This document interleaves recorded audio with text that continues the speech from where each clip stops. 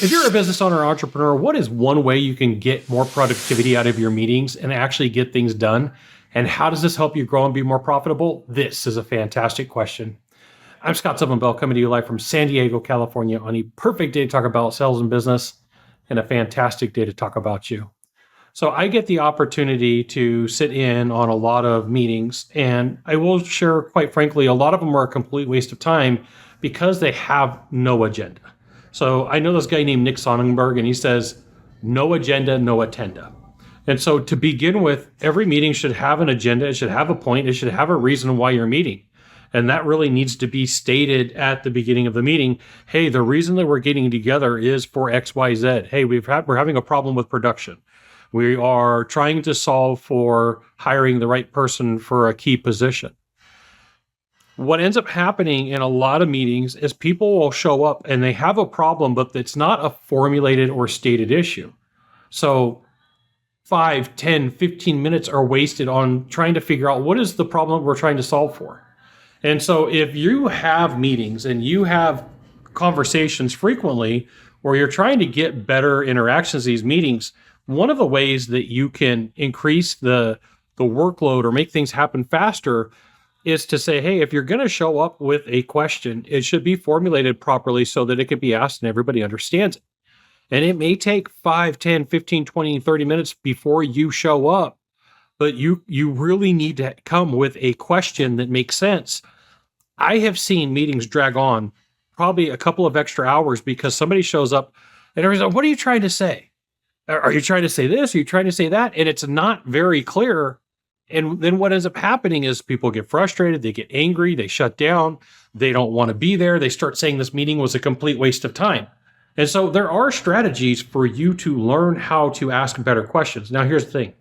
If you're looking to sell your business in the next 24 to 36 months and you want some help with the exit strategies, you should absolutely reach out to the Deal Hotline, 888-DEAL 919, 888-DEAL 919, and a member of my team will get back to you. No deal is too big. So a couple of ways that you could figure out what you're trying to say is like, what is the outcome that I'm searching for? What is the end goal that I'm trying to achieve? At the end of the day, where are we trying to get to? What are we trying to do? So you can say, hey, if you're going to show up into the meeting, what I want you to do is give a statement of what you're trying to achieve and then ask your question. So the statement may look like this. I'm looking to hire for a key position.